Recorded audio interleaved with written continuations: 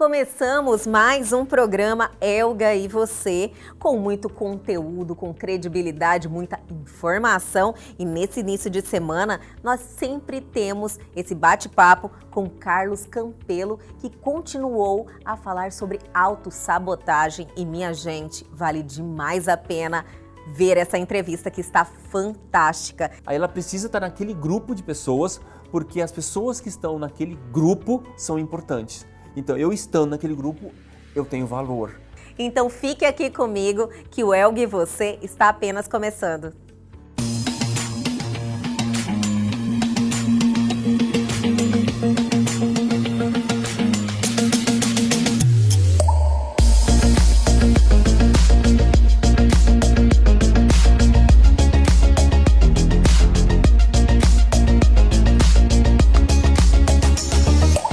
E agora, vamos com um bate-papo interessante. Eu tenho certeza que vocês vão matar muitas curiosidades. Estamos aqui com a Estela Welter, que é especialista em direito de família e sucessões e vai aqui nos contar assim várias novidades do momento. Estela, é um prazer estar te recebendo hoje. Obrigada, o prazer é todo meu. O prazer é muito grande de estar aqui com vocês e com você, lógico. Estela, você é uma profissional do direito, atua num segmento assim que tem uma conexão, uma realidade com muitos que estão nos assistindo, né? Alguém já teve algum problema da questão de família, seja uma pensão alimentícia, seja uma separação, todo mundo realmente faz alguma consulta trazendo a sua experiência pessoal para você, né? Com certeza, né? Quando a gente começa a disciplina de direito de família, direito das sucessões, todo mundo, professora, mas na minha família, professora lá em casa, alguma coisa assim. Então todo mundo convive com a realidade da família, né? Nós vivemos em família, então não tem como. Sempre há esses casos práticos para a gente dar uma opinião ou tirar alguma dúvida, sempre assim. Você é professora também, eu gostaria que você nos compartilhasse com a gente um pouquinho da sua trajetória. Qual foi o momento que você falou, não é o direito que eu quero fazer, quero ajudar pessoas? Como que foi isso para você? Então, eu sou advogada, né? Já advogo há mais de 25 anos. Eu sou professora de direito de família e sucessões há 17 anos. E eu sou especialista, né, nessa área pelo trajeto mesmo, né? Eu advogo em toda a área civil, mas como eu leciono nessas disciplinas, acaba que direciona um pouquinho do público para essa área, né? Eu sou associada também do IBDFAM e sou presidente da Comissão de Ações Sociais do IBDFAM, seção Mato Grosso. E eu tenho um Instagram que é mais direcionado aos meus alunos e eu dou dicas jurídicas, eu compartilho um pouquinho das brincadeiras que eu faço com relação ao casamento e tem fotos minhas pescando também, porque eu pesco. Ai, né? É um hobby! O meu marido, ele pesca, então a gente compartilha algumas fotos. E eu tenho um site que eu criei agora também com essa intenção de ajudar, de mostrar alguns aspectos que a população às vezes desconhece, né? Transmitir informações. Exatamente. E a gente, querendo ou não, o casamento é uma coisa que faz parte do cotidiano, né? E aí, nesse momento de pandemia, todo mundo fala muito em divórcio, porque o convívio ficou mais complexo, né? Então, o índice de divórcios aumentou. Isso é uma realidade. Pela convivência, né? A gente em isolamento, casais... Acentuou mesmo a questão do divórcio? Sim, são índices oficiais, o número de divórcios aumentou. E aí, pensando nisso, o que a gente imagina, né? Falar de divórcio ainda, já que já está constatado o aumento, eu acho desnecessário. Então eu pensei em falar em algo que antecede obrigatoriamente o divórcio, que é o casamento. Né? Sim, claro. Para divorciar você tem que casar. Como se fosse assim uma prevenção já do que pode ser que venha. Exatamente. Né? E hoje em dia a gente fala muito em advocacia preventiva.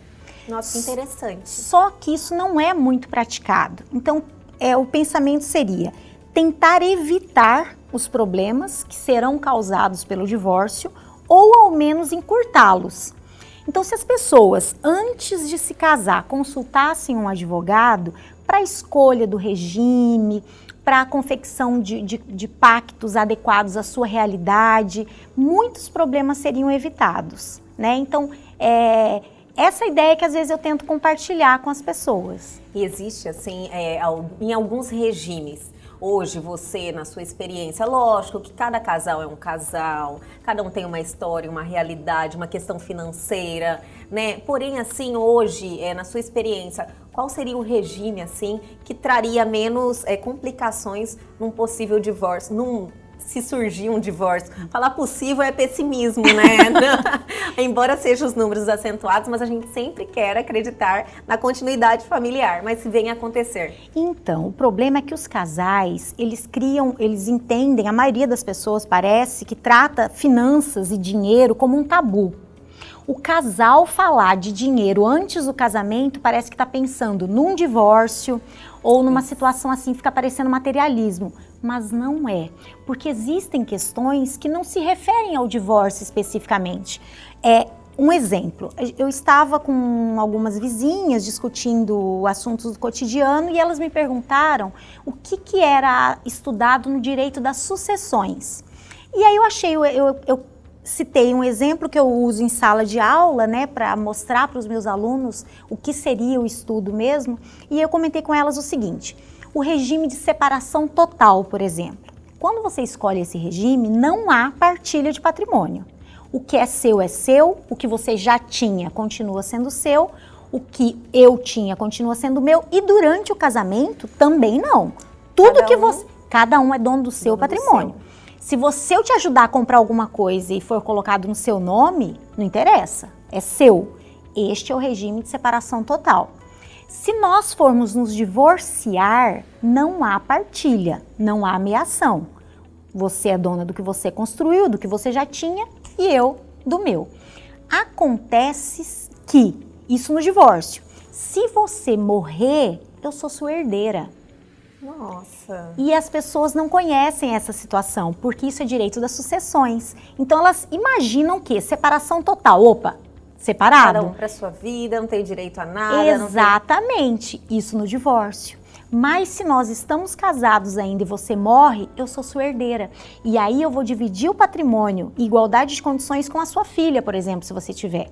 Como se fosse num regime que existisse essa comunicação, que seria separação parcial e a comunhão total. Exatamente. E tem mais um também, né? Tem, a comunhão universal nos aquestos. Comunhão universal, separação total, comunhão parcial e participação final nos aquestos. São 4 modelos. Isso. E com possibilidades de criação de um modelo próprio. Seriam os pactos. O pacto, ele é obrigatório em alguns regimes, mas nos regimes nos quais ele não é obrigatório, ele só não é obrigatório no regime de comunhão parcial de bens. Por isso que nos cartórios ele é até o mais barato para você casar, porque não há necessidade do pacto. Entendi. Mas nos outros regimes é obrigatório, só que os cartórios, eles têm pactos pré-feitos, pré-prontos, né? Como se fosse um contrato de adesão. Mais ou menos isso, Os pactos, eles são redigidos conforme a sua realidade? Não, eles ficam mais ou menos estabelecidos de acordo com o que está na lei. Entendi. Então, a população desconhece que pode colocar no pacto as regras que eles quiserem. Então, vamos supor um exemplo, um regime de comunhão universal. Nesse regime, tudo é do casal. Comunica. Isso. O que você já tinha, o que você receber de herança, tudo. Então, se você é muito rica e eu não tenho nada e nós nos casarmos, tudo passa a ser dos dois. Se a gente for se divorciar, metade vai ser meu, metade vai ser seu. Nós poderíamos colocar no pacto, por exemplo, que os frutos vindo de herança, por exemplo, não comunicariam. Por quê? Porque você tem uma família muito rica, sim, e aí você adquire muita herança com constância, familiares morrendo, sei lá. E os frutos não comunicariam, ou seja, aluguéis de apartamentos de herança não seriam inclusos na comunhão. E assim por diante. Qualquer regra que não viole dispositivos de ordem pública, né, que não sejam ilícitas, que digam respeito ao patrimônio, elas podem ser criadas de acordo com a realidade do casal. Eu quero até que você continue um pouco, que eu tenho certeza que muita gente se encontra nessa situação, né? E é algo também que existe a questão da força maior também, nesse caso. Sim, eu quero um saber problema... como é que a justiça está olhando para isso. Mas é daqui a pouquinho, logo após o comercial, a gente já volta em instantes.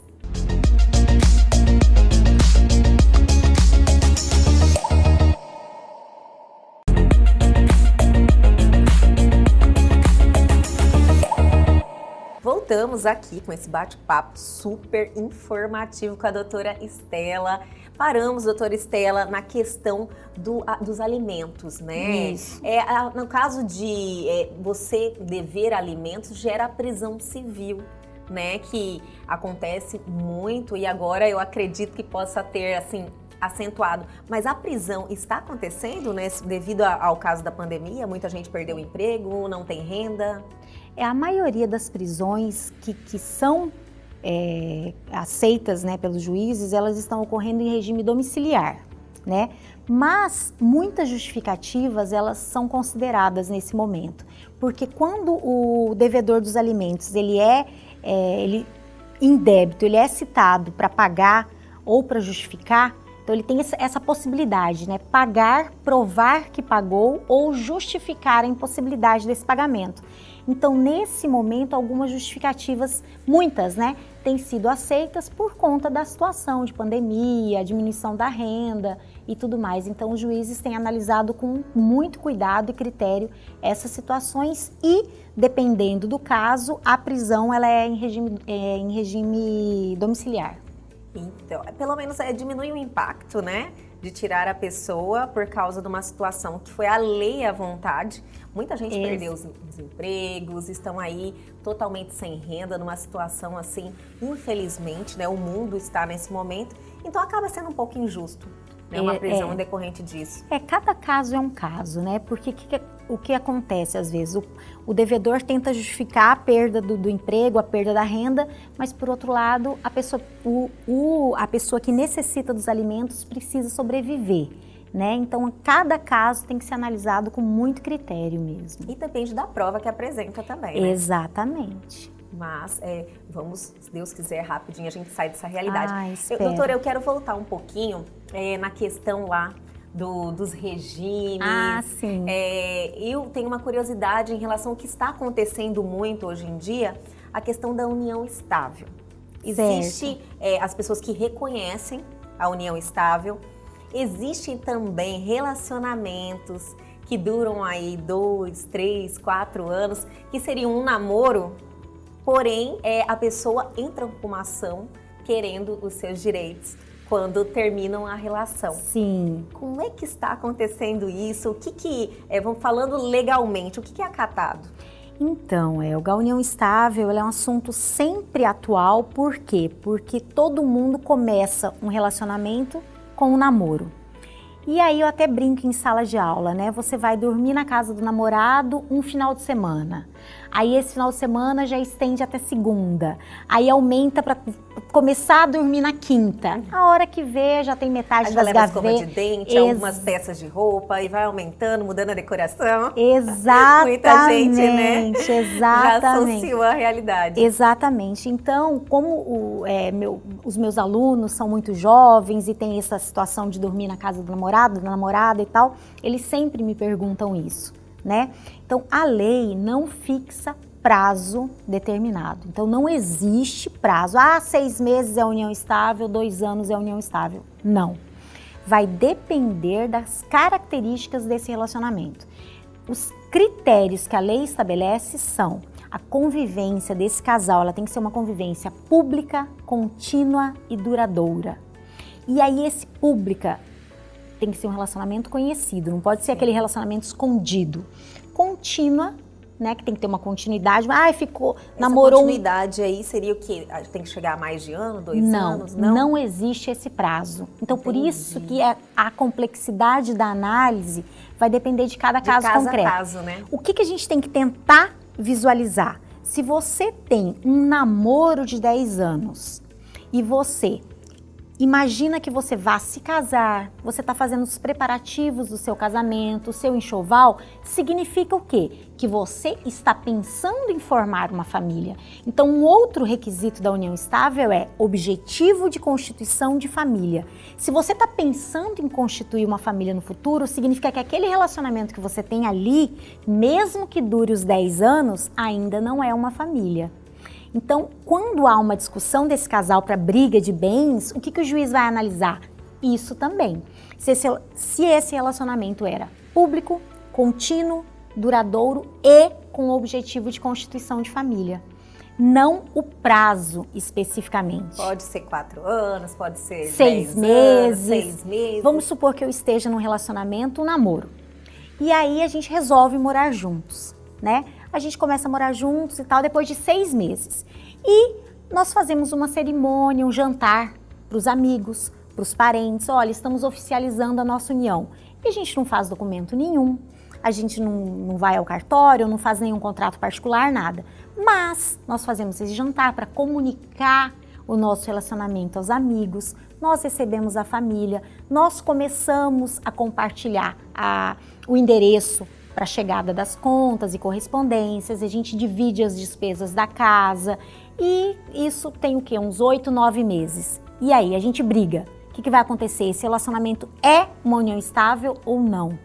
Com estas características que eu criei para essa hipótese, sim, porque nós até publicizamos a formação dessa família. Então, é por isso que depende de cada caso concreto.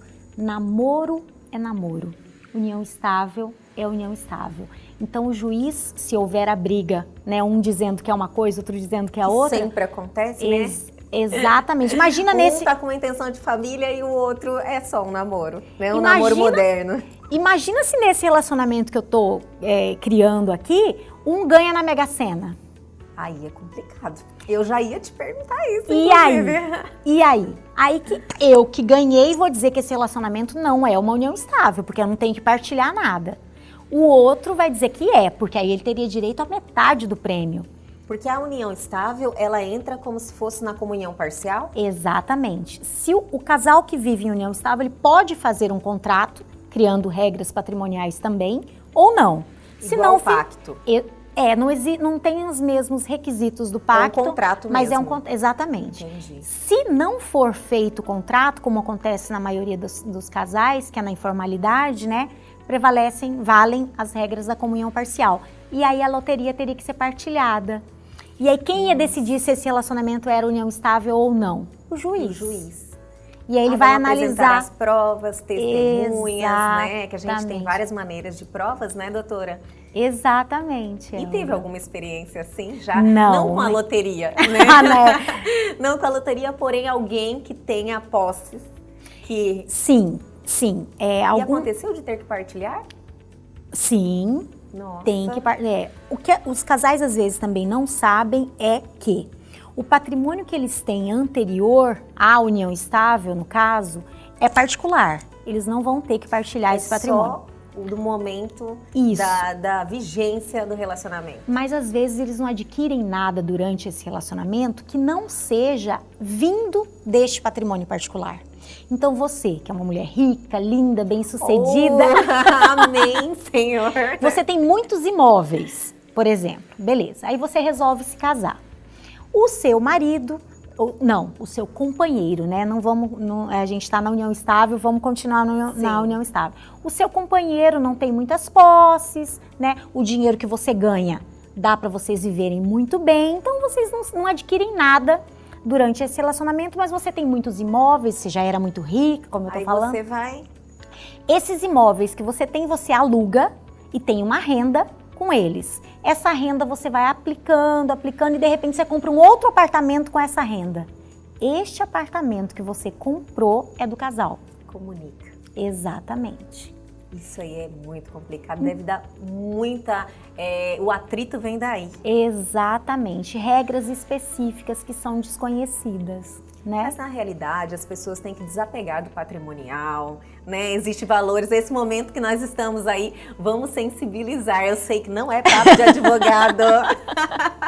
Não. Mas é um momento que as pessoas têm que agir mais com Por coração. isso a minha recomendação, não case, né? Mas se for casar, tem que tentar desapegar mesmo. O problema, Elga, é que no momento da paixão, do amor, dos preparativos, tudo tá muito lindo, né? As pessoas ficam Então a gente cegas, né? exatamente, cegas e com um pouquinho de medo, como eu falei, o assunto dinheiro é um tabu E entre às os vezes casais. o outro, principalmente quando existe um desequilíbrio financeiro, Exatamente. a pessoa que é um pouquinho mais vulnerável, ela se sente mal da outra se preocupar com isso. Porque fica parecendo que a gente está tentando evitar um golpe do baú, né, ou alguma coisa assim, e não é isso. A intenção é evitar litígios maiores, problemas maiores, disputas judiciais, né? A intenção é essa, na verdade. Nessa questão, na sua opinião e na sua experiência, as soluções estão vindo, as pessoas estão ficando mais esclarecidas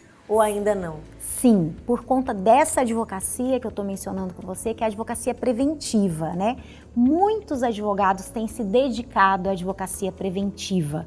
Então a gente tenta incentivar a consulta ao advogado antes da realização dos atos para evitar os problemas depois, né? Se o advogado for consultado antes, pode ser que até um problema que viria financeiro e causaria o divórcio, pode ser que ele não ocorra, então o casamento persiste, né? Sim. Até hoje em dia se fala muito também na questão sucessória, da sucessão, da disposição do patrimônio via holding, né? A pessoa faz uma holding familiar e já organiza toda a sua sucessão. Isso vai evitar toda a briga dos herdeiros depois, né? Então isso também é num tom de advocacia preventiva.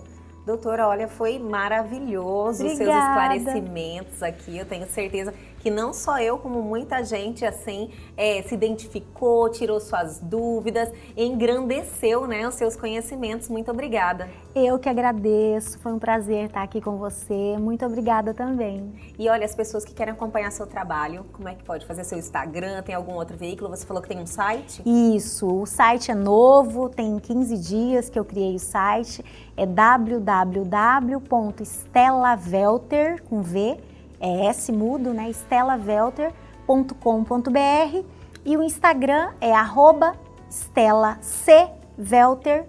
Só, o Instagram é só isso, né? Doutora, muito obrigada mais uma vez. Obrigada.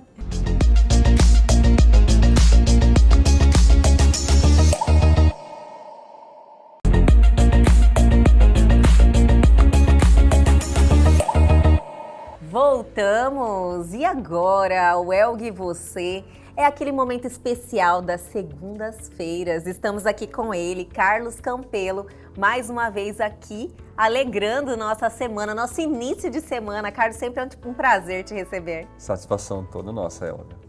Carlos, na última semana, todos lembram, né, que nós estávamos conversando sobre autossabotagem. Exatamente.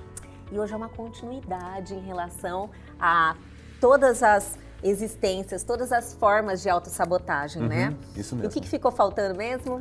Na semana passada, nós falamos sobre autoexigência e agradabilidade.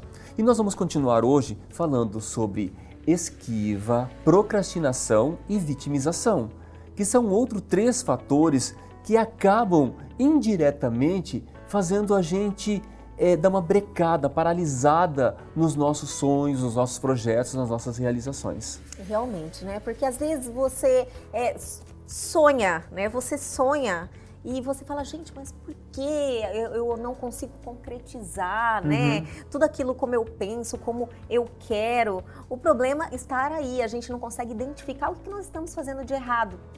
E essas ferramentas trazem essa clareza. Você fala aí, tá aí o meu problema. Antes, que nem na questão lá da agradabilidade.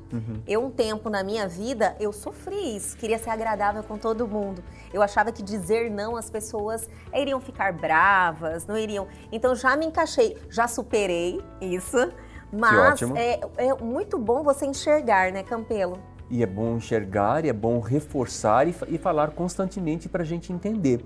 E você falou muito bem aí sobre a questão, eu tenho um sonho.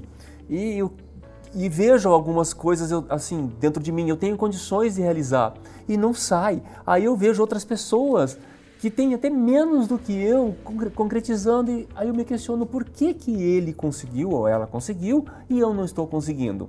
Então, dentro desses possíveis sabotadores, a gente pode estar pecando por um deles. E a gente pode começar hoje pelo esquiva, que ele é muito normal na vida da gente. Não só para realizar sonhos, é como para realizar qualquer objetivo. Hoje eu tirei o dia para estudar. Como que o esquiva se torna presente na vida da gente? O que é esquivar? É tirar a atenção. Por exemplo, celular. Nossa Senhora! Aquele Demais! bendito daquela marcação que chegou alguma mensagem. Realmente, né? A gente fica chamando atenção ali, Fica essa chamando atenção. atenção. Você fica curioso, quer saber o que é, né? Exatamente. Eu já tiro todos os avisos, né? Quando Isso. chegam mensagem no meu celular, direct, tudo. Eu tiro porque eu sou daquela, eu sou curiosa, eu quero ver na hora. Chama minha atenção mesmo. E distrai. Distrai. Então, todo tipo de distração é um tipo de esquiva. Tá lá, escutou alguma coisa na televisão, tocou a campainha, alguém falou uma palavra e te chamou a atenção. Então, se você está concentrado num resultado, está concentrado num objetivo, até mesmo vejo muitas pessoas falando que querem estudar, precisa ter foco e disciplina. Procure entrar num conceito, entrar num contexto que seja favorável para você conseguir o resultado. Por exemplo, que nem você falou, vai lá e desliga a sinalização do celular, pois ele vai tirar a atenção nossa.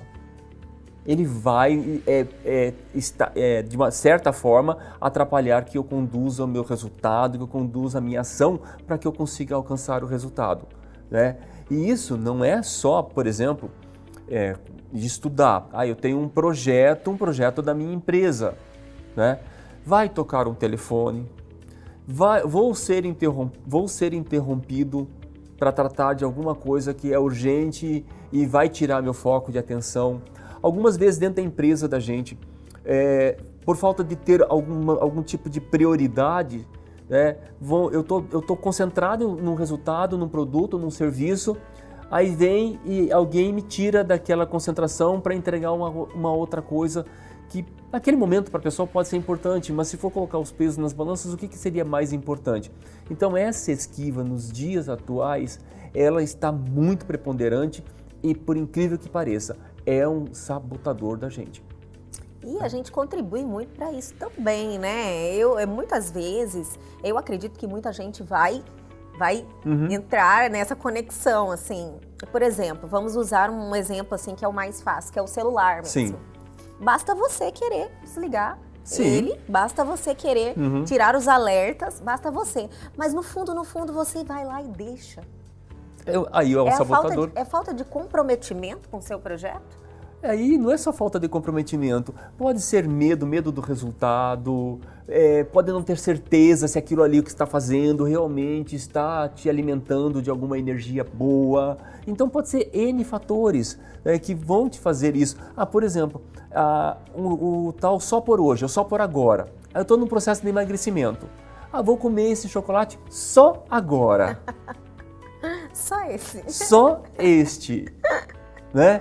E isso também entra no momento de esquiva, assim, olha, é uma justificativa para eu, naquele momento, eu sair do meu trajeto, sair da minha linha. Então, na vida da gente, vão ter esses sinais que vão atrapalhar a gente.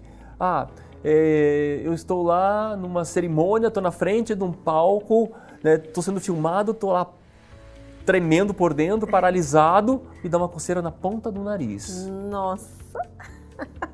E parece que é uma coisa impressionante, né? Acontece. Acontece. É um desespero, né? Isso daí são sinais de esquiva, que isso vão acabando juntando. Se pegar todos esses processos que eu sou interrompidos durante um dia, isso toma parte da minha energia, toma parte do meu tempo. E também há de se lembrar que o cérebro da gente ele tem uma capacidade cognitiva num dia inteiro, tanto é que a gente tem a necessidade de dormir para repor essas energias para ter isso mais. Se eu acabar gastando esse tempo que eu tenho com coisa supérflua, entrando e respondendo tudo que me aparece nas mídias sociais, entrando em todas as redes, eu vou gastar uma energia. Que talvez aquela energia eu deveria guardá-la para usar em cima daquilo que é realmente importante para mim. Sim. Né? Parece uma coisa simples, né? Simples né? Só que as pessoas não executam. Então, assim, é essa clareza com que você nos mostra que realmente a gente se auto-sabota em N segmentos.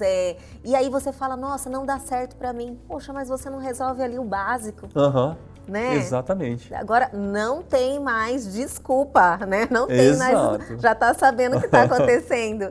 Vamos em eu não sei se terminou a esquiva? A gente pode falar agora da procrastinação. Tem procrastinação, eu tô louca pela vitimização, mas a gente chega lá, vamos na procrastinação.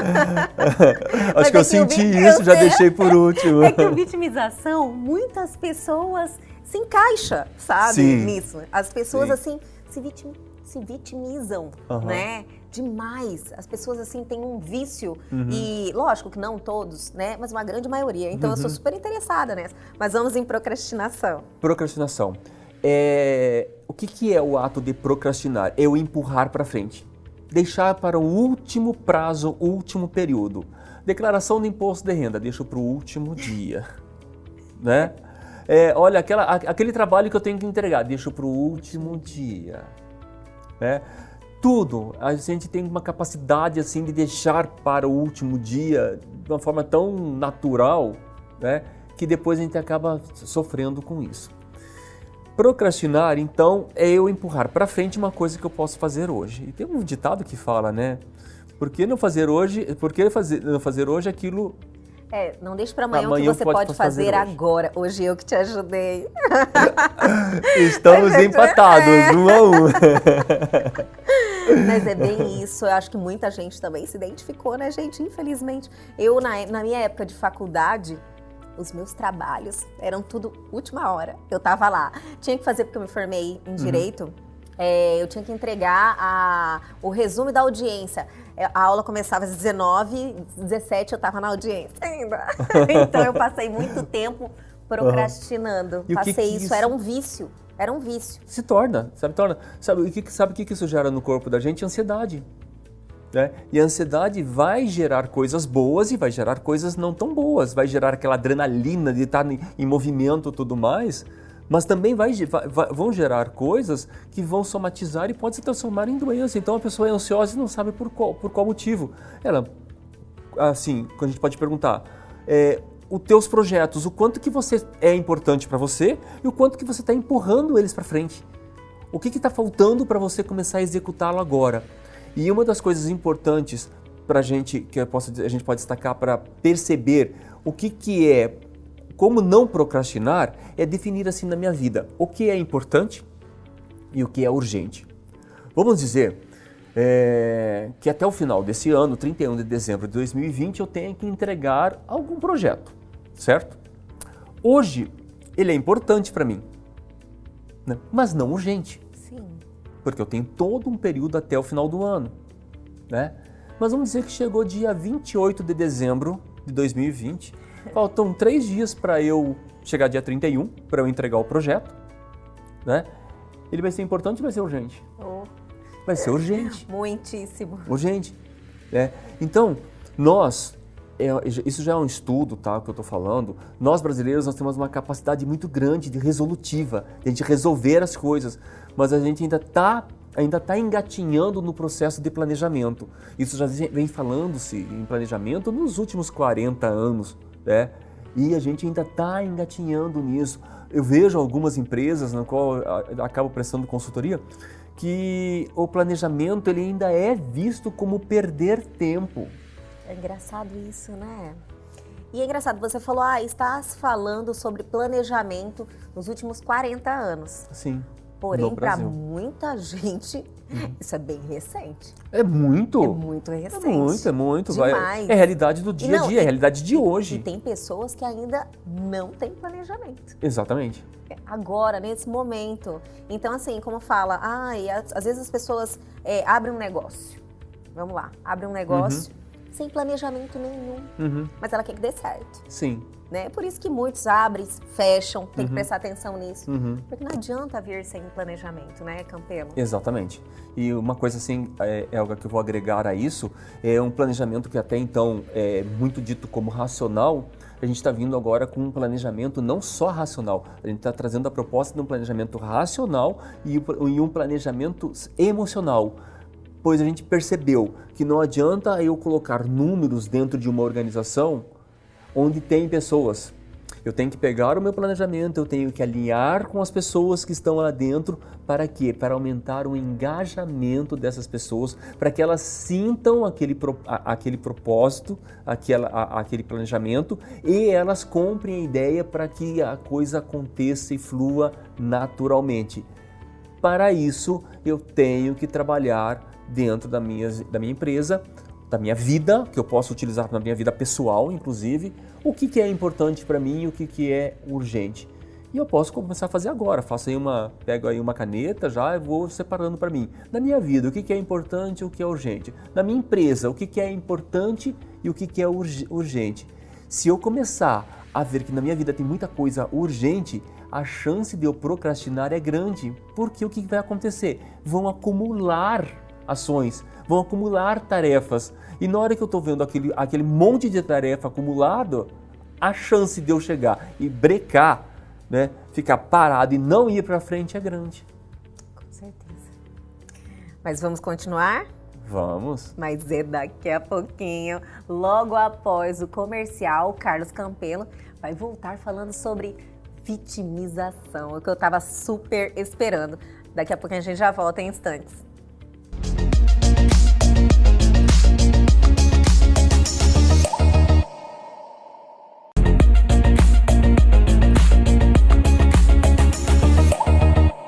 Voltamos e agora a Carlos Campelo vai nos falar sobre vitimização, mas eu quero mandar uns abraços, são vários, para os fãs do Carlos Campelo. As pessoas, elas andam interagindo muito, Carlos, te agradecendo por toda semana você estar aí trazendo esses conhecimentos, essas informações. As pessoas estão mandando, falando que estão aprendendo muito e eu fico muito feliz.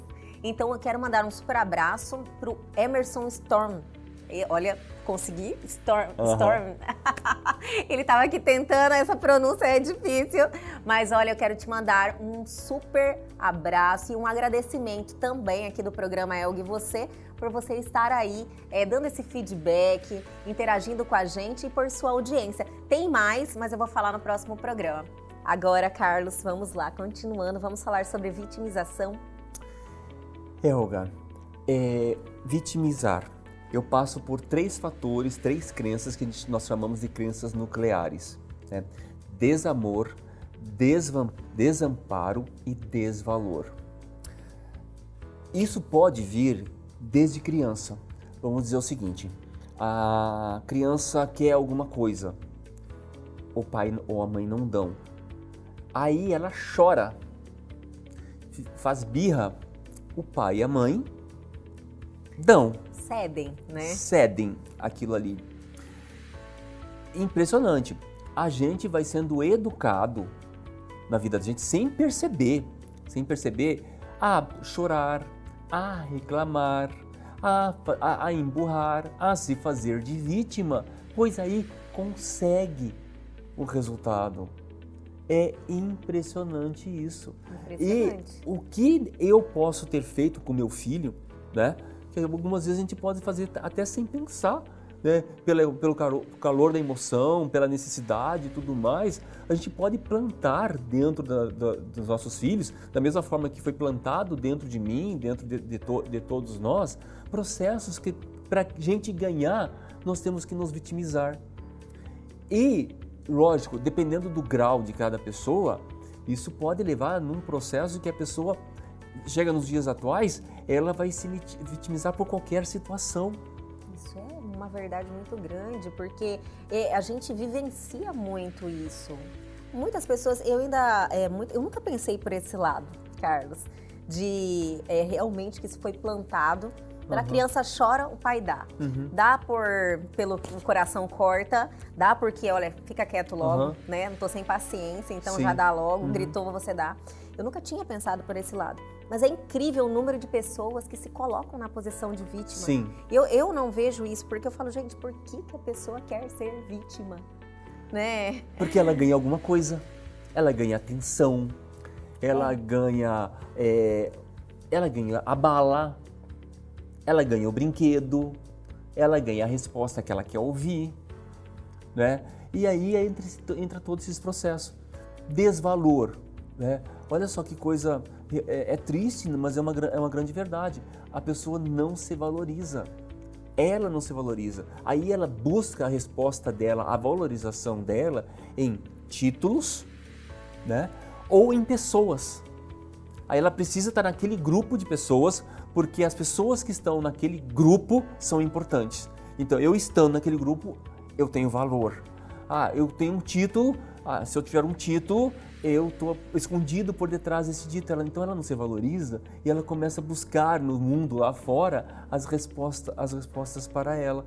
E isso acaba sabotando quem ela é.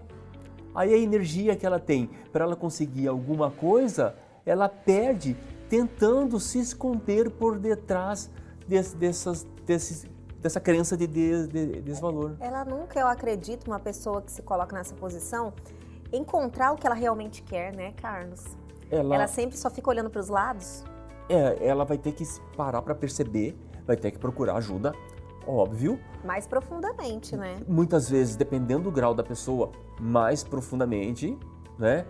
E assim, dificilmente ela vai conseguir perceber que ela é assim.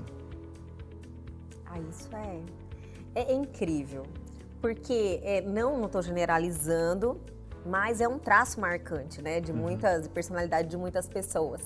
E se você parar para pensar bem direitinho, a gente consegue identificar, sim, que às vezes a gente se coloca na posição de vítima, né? Sim.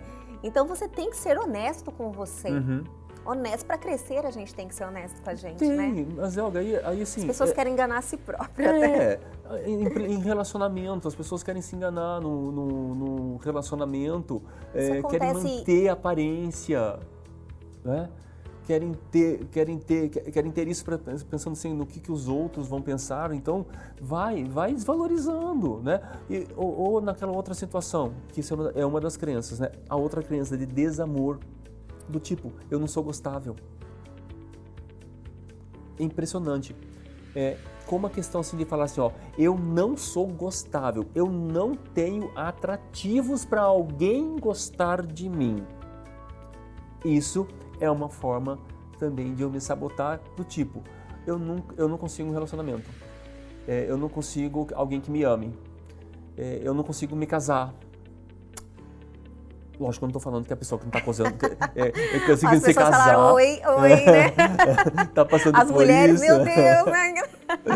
Mas é bom. Não, mas ajuda sim, gente. Ajuda. Você, sair dessa posição de vítima.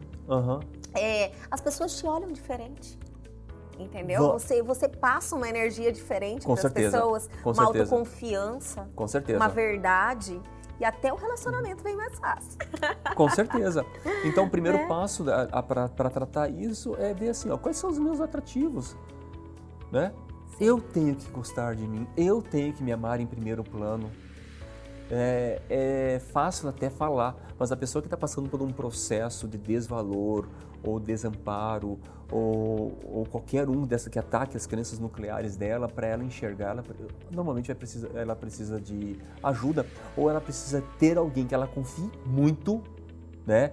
E que ela tenha um respeito muito grande pela aquela pessoa, que aquela pessoa chegue e fale e dê um conselho para ela. E ela receba o conselho. Você falou. Como um conselho e não como uma crítica destrutiva. Como a maioria das pessoas olham qualquer...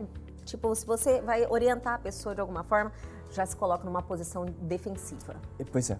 Acho que está criticando. Isso não olha o quanto isso é benéfico para você. Alguém está aí te falando a verdade. É tão difícil isso. É verdade. E se você não para pensar no momento, falou, olha, você me fez uma colocação no momento que aconteceu, isso é mágico, né? Você para e pensa naquilo na hora e realmente você começa a prestar atenção.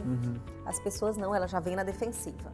Já fala, ai meu Deus, tá me criticando, já quer justificar ou dar o retorno, né? A gente pode até fazer um quadro sobre como dar feedback, entende? Olha, já gostei! Já gostei! É muito interessante as pessoas aprenderem a como dar o retorno para outras pessoas, né? É muito interessante isso. Existe a possibilidade de dar feedback sem traumas, né? E do desamor tem o desvalor. A pessoa não se considera apta, ela não se considera digna, ela não se considera valorada por a outra pessoa, né? É o desvalor, desamor e desamparo. Desamparo, né? O desamparo, ela não sente que tem alguém por ela. Ela não consegue suportar a si própria. Ela não tem condição de suportar a si própria, suportar a sua estrutura emocional, a sua estrutura física. Ela precisa de alguém para dar um amparo para ela. E isso para se perder de uma forma assim, de pegar e me entregar a minha vida na mão da outra pessoa é muito simples. Né? A felicidade minha tá na mão da outra pessoa, porque eu necessito do amparo, eu necessito que aquela pessoa esteja feliz para eu me sentir feliz. Eu necessito que aquela pessoa tenha força para eu conseguir me movimentar. Isso é muito inerente dentro da nossa sociedade, dentro do nosso dia a dia, e a gente acaba se perdendo, se perde relacionamento, se perde amizade, se perde algumas vezes até tempo de vida, a gente procurando deixar os nossos projetos, os nossos sonhos, a nossa felicidade na mão de outras pessoas. Isso acontece muito, nossa, infelizmente, né? As pessoas têm esse traço e precisam buscar. Por isso que eu acho assim maravilhoso fazer as pessoas pararem para pensar nisso. Né? A gente ter esse momento de discussão, esse momento de estar aí fazendo essa troca e que você acaba se identificando, né? E acaba parando para pensar e acaba crescendo e as coisas fluindo.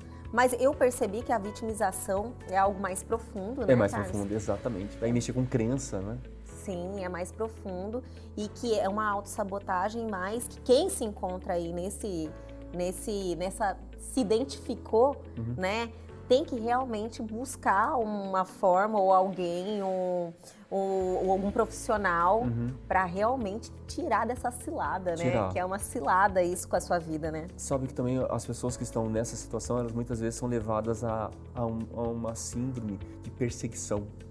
Sério? Sério. Todo mundo está perseguindo. Se tem uma pessoa lá falando alguma coisa no ouvido da outra pessoa, tá falando de mim. Nossa. Né? Se aquela pessoa mandou uma mensagem lá no Instagram, mandou essa mensagem para mim, né? Então a pessoa ela acaba se perdendo. É uma paranoia, né? E isso vira uma paranoia. Vira, Elga. E isso a pessoa perde tempo para realizar os seus sonhos, os seus projetos, as suas ações, as suas atitudes. Passar por isso, entender isso, tratar isso é fundamental, sabe por quê? Para a pessoa se sentir mais forte. Né? E a pessoa que passa por esse processo de vitimização, ela conseguir tratar, veja bem, ela vai conseguir se suportar pelo amparo, ela vai conseguir se amar e ela vai conseguir dar valor às coisas que ela faz. E posso até garantir para você, alguém, para os telespectadores, que a nossa felicidade está nas coisas mais simples que a vida pode nos ofertar. Né? Isso que é o maravilhoso, né? O maravilhoso. Estar tão próximo de nós, estar assim, tudo tão fácil. Só Sim. basta você querer, Isso. né? Você buscar. Então, assim, é o conselho que a gente tem que deixar aí para as pessoas. Busque, né? Tá em você, tá do seu lado. A oportunidade, Deus já dá aí todos os dias a gente acordar com saúde e poder aí correr atrás dos seus sonhos. Eu acordo na segunda-feira animada, sabe, Carlos? Eu sempre gosto de mandar uma mensagem positiva na segunda-feira, porque é a oportunidade de uma nova semana, né? E eu fico feliz por essas coisas também. Eu também. E eu acredito muito nisso. A energia que eu recebo é a energia que eu emano. Né? Se eu estou recebendo uma energia que não está boa, como é que está a energia que eu estou emitindo? A gente tem que olhar pra gente. A gente tem que olhar. Dar e receber. Olha, eu adorei o assunto de autossabotagem. Todos, eu adoro todos, lógico, né? Mas esse, eu acredito que fez, assim, um sentido muito grande para as pessoas, assim, esclareceu bastante essas autossabotagens que estão presentes muitas vezes na nossa vida, né? Na nossa rotina. E realmente as pessoas não olham para aquilo como se aquilo está atrapalhando. Se eu quero seguir esse caminho, eu tenho que corrigir isso. Exatamente. Né? Então foi muito importante. E olha, eu adorei sobre feedback, viu? Vamos ver, vou tentar já falar sobre isso. Carlos, tudo depende do Carlos. Chega, eu falo, Carlos, e aí, qual é o assunto da próxima semana? Tá tudo planejado, tá tudo já no roteiro. Carlos, sempre é um prazer ter você aqui nas Obrigado, segundas-feiras, Elza. viu? Sempre você aí acrescenta muito para todos, para mim e para todos. E aqui, eu quero, assim, nesse momento que a gente está passando em Mato Grosso, eu quero desejar a todos uma semana de muita fé, de muita luz, de muita força para aquelas famílias que estão perdendo os seus entes queridos e que tenha, assim, as nossas vibrações positivas para todos. Amém. Obrigada. E é nesse clima que o Elg Você fica por aqui, mas amanhã nós estamos de volta aqui com força total às 21h30. E se você perdeu algo, quer mandar um abraço para o Carlos, quer alguma curiosidade, é só entrar em contato com a gente nos nossos canais de comunicação que estão aí na sua tela. Amanhã, no mesmo horário, 21h30, aqui na TV Pantanal, canal 22.1, estamos juntos. Espero vocês.